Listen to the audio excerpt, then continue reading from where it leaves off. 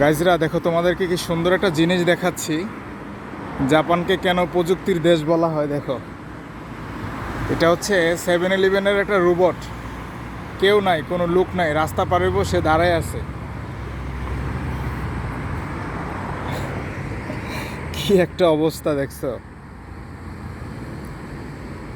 এটা কিন্তু এখন টাচ করলে এটা আবার ওই কথা কইতেছে, আমি ভিডিও করতেছি যে কথা কইতেছে। ওই যে দেখো সিগন্যাল লাল হয়ে আছে, তো সবুজ হলে এটা রাস্তা পারিব।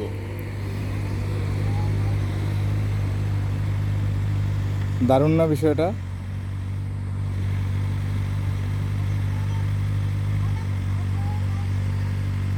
এটার ভিতরে ক্যাস ক্যাস ক্যাস ক্যাস করতেছে। দেখো সিগন্যালটা পড়লে রাস্তাটা পারিব, দেখো নিজে নিজে রাস্তা পারিতেছে। ওই যে দেখো সবুজ সিগন্যাল, রাস্তা পারিতেছে, দেখছো। এটা হলো জাপান।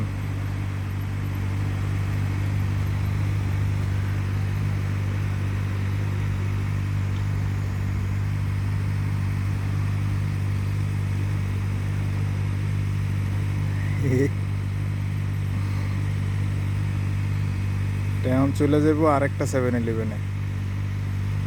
আস্তে আস্তে আস্তে আস্তে করে ওইদিকে 7-Eleven আরেকটা আছে। ওই যে পিছনে 7-Eleven-টা আছে, এটাকে ওইখান থেকে পাঠাইছে। সামনে আরেকটা আছে 7-Eleven, ওইদিকে চলে যাবে।